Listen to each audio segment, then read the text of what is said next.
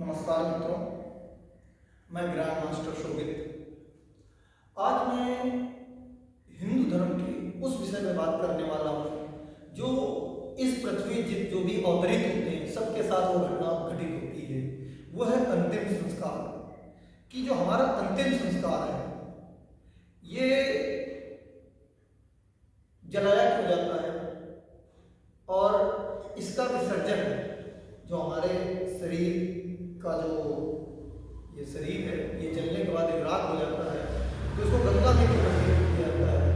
आज मैं इसी विषय पे आपको बताना चाहूँगा क्योंकि मैं देख रहा हूँ हमारे युवा बहुत सारे बच्चे ऐसे हैं जिनको ये चीज़ें नहीं पता है कि हमारे शरीर को जलाया क्यों जाता है और जलाने के बाद इसको गंगा जी में क्यों प्रवाहित किया जाता है।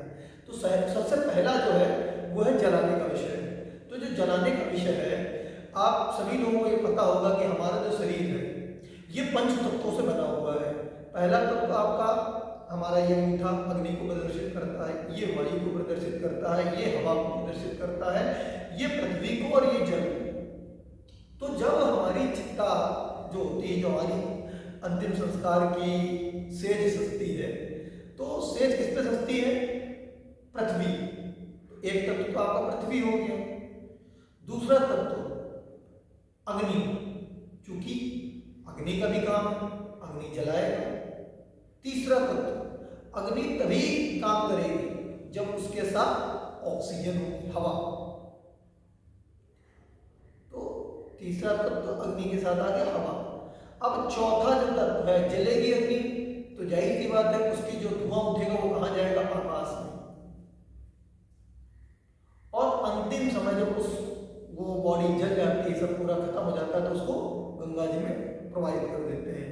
तो इसलिए हमारे शरीर को पंच तत्वों में विलीन किया जाता है इस तरह से कि जो पांच तत्व हैं इनको पांचों तत्वों को किस किस तरह से हमारे शरीर को एक तरह से नष्ट किया जाता है, खत्म किया जाता है, या प्रकृति के उन पंच तत्वों में इसको किस तरह से विलीन किया जाता है, वो सीधा सीधा फॉर्मूला ये है। अब आ जाते हैं बात कि हमारे जो शरीर को गंगा जी में ही क्यों प्रवाहित किया जाता है।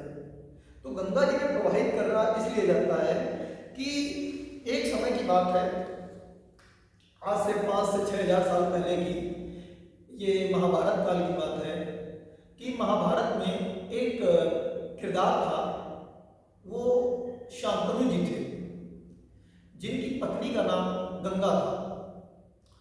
शांतनु जी को माता गंगा का आकर्षण इतना प्रिय लगा कि वो उन पे आकर्षित हो गए और उनसे विवाह करना चाहते थे।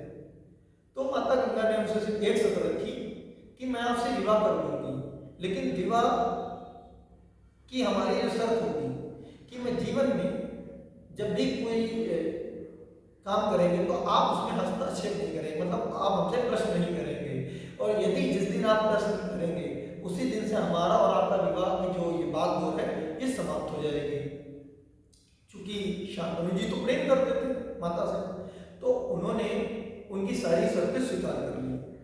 अब शांतनु जी ने विवाह हो गया माता गंगा के साथ में। विवाह के कुछ उपरांत शांतनु और माँ गंगा को एक पुत्र की प्राप्ति हुई। जो पुत्र हुआ, माता ने देखा पुत्र है, तो दूसरे दिन माँ गंगा उसको अपने साथ ले जाकर के गंगा जी में विसर्जित कर दिया। अब पिता को लगा कि मेरी संतान है और ये गंगा जी में क्यों प्रवाहित कर रही हैं, लेकिन वो वचनबद्ध थे, इसी शर्त पे शादी हुई थी कि हम आपसे कोई भी प्रश्न नहीं पूछेंगे। उन्होंने कहा चलो कोई बात नहीं, कोई प्रश्न पूछा। फिर दूसरी संतान हुई, फिर माता गंगा ने उसी कार्यक्रम को दोहराया। शांतनु जी फिर वचनबद्ध थे। अब उन्होंने कहा कि हम कुछ कर नहीं सकते, माता को मैंने वचन दिया है। ऐसे होते होते दूसरी, तीसरी, चौथी, पांचवी, छठी और सातवीं, ये सारी संतानें माता ने गंगा में प्रवाहित कर दी। जब 8वीं संतान उनकी इस धरती पर पुनः आई तो माता गंगा फिर उस संतान को लेके जाने लगी गंगा जी में प्रवाहित करने के लिए। तो शांतनु जी इस बार अपने आप को रोक न सके और उन्होंने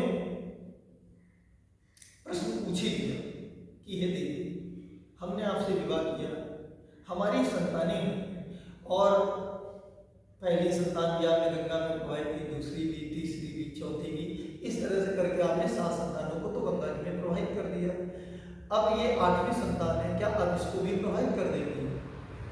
तो गंगा जी ने उनको उनके वचन को याद दिलाया कि हमने जब आपसे विवाह किया था तो हमने आपसे पहले ही कहा था कि आप हमसे कोई भी प्रश्न नहीं करेंगे। चूंकि जब आपने प्रश्न कर ही दिया है तो उत्तर देना मेरा काम है और मैं आपको इसके उत्तर दूंगी।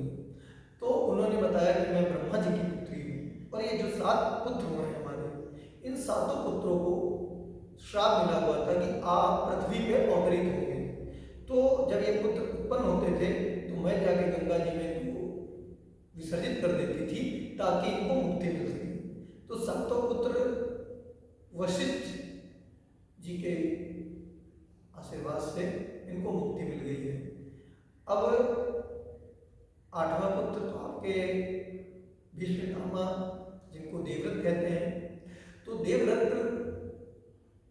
को विसर्जित नहीं किया उन्होंने और वो पुत्र उनको सौंप दिया और माँ गंगा अपने आप को गंगा जी में समाहित हो गई। तो मान्यता ये है इस कहानी के माध्यम से कि जब उनके 7 पुत्रों को मुक्ति मिल गई, कि माता गंगा के 7 पुत्र जब उत्पन्न हुए उनको गंगा जी में उन्होंने प्रवाहित कर दिया, तो जब उनको मुक्ति मिल सकती है तो जब हमारा ये शरीर नष्ट हो रहा है तो क्यों ना हमारे जो कर्म हैं, कुछ कुकर्म हैं, विकर्म हैं, ये जो भी हमारे दूषित कर्म हैं, इनको शुद्ध करने के लिए हमारे शरीर का जो नष्ट हो चुका है उसको गंगा जी में इसीलिए प्रवाहित किया जाता है ताकि हमको मुक्ति मिल सके। अगर आपको ये वीडियो अच्छा लगा हो तो मैं चाहूँगा आप हमारे चैनल को लाइक करें, सब्सक्राइब करें और इसी प्रकार के मैं वीडियो आपको लिए बनाता रहूँगा। नेक्स्ट टाइम में मैं बात करूँगा कि हमारे मुस्लिम धर्म में जो शरीर को दफनाते क्यों हैं।